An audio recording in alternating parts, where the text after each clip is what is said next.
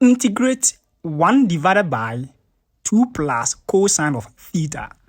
Now for this integral, we let x equal to tangent of theta on 2.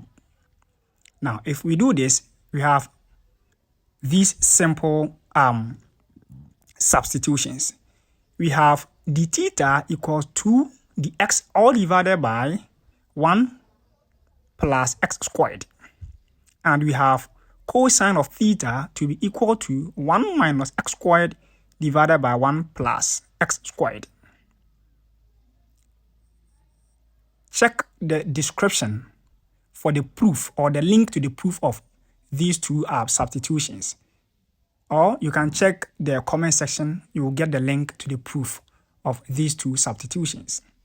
Now, this changes our integral to become the integral 1 divided by 2 plus 1 minus x squared divided by 1 plus x squared. And the theta is simply 2 dx divided by 1 plus x squared.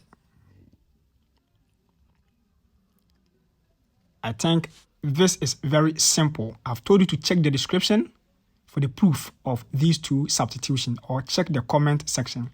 I forgot to write the 2. Let's go on. We just do simple simplification here. We simplify this one to get 2 times 1 plus x squared. So this gives 2 times 1 plus x squared plus 1 minus x squared, all divided by 1 plus x squared. This gives 2 plus 2x squared plus 1 minus x squared, all divided by 1 plus x squared. This gives 3 plus x squared, all divided by 1 plus x squared. So let's put that one here. 3 plus x squared, all divided by 1 plus x squared. Then this is 2 divided by 1 plus x squared dx. Now let's keep on simplifying. You can use other methods to simplify if you find the other method very convenient than this one. Okay, so here 1 divided by this turns is upside down. So here 1 plus x squared cancels 1 plus x squared. You factorize 2 out to get 1 divided by 3 plus x squared, or x squared plus 3 dx. Now for this integral, we just take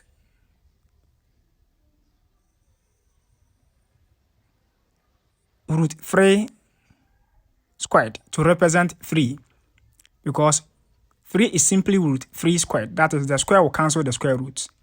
So here we need to do a very nice simplification here.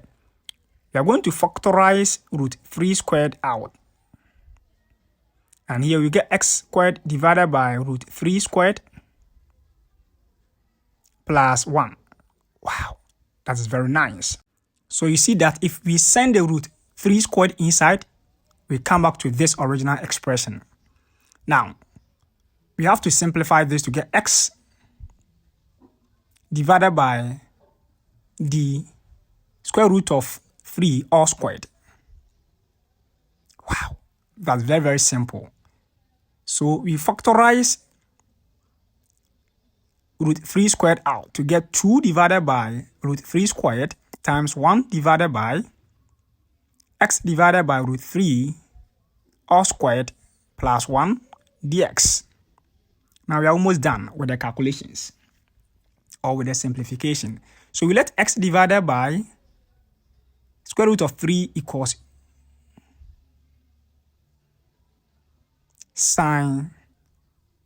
tangent of theta. Wow, because we have addition there, tangent of theta will help us. So this gives x equals cube root of 3 times tangent of theta. The x equals cube root of 3 times secant square of theta d theta. That is, if you differentiate tan theta, you are going to get secant square of theta. Now, let's do the substitution and then simplify and go our way. Okay, I hope you are enjoying the lesson. Please kindly like, share, subscribe, and follow for us to build the mathematics community. So we have tangent squared of theta plus 1. Since x on root 3 equals tangent of theta. Now replace the x by square root of 3 times secant squared of theta d theta. Now, what does tangent squared of theta plus 1 represent?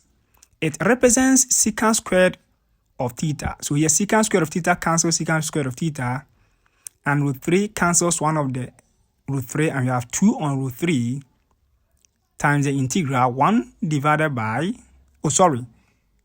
times the integral 1 times d theta. Since all the terms have cancelled out, this gives 2 on root 3. If we integrate the theta, we get theta. So we add the constant c. Now what is theta? We go back to where we did the representation. That is x divided by square root of 3 equals tangent of theta. So if we consider this, then theta is simply tangent inverse of x divided by square root of 3.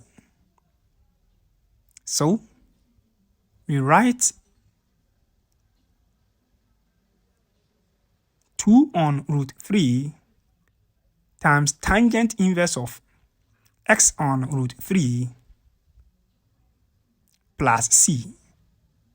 But what is x?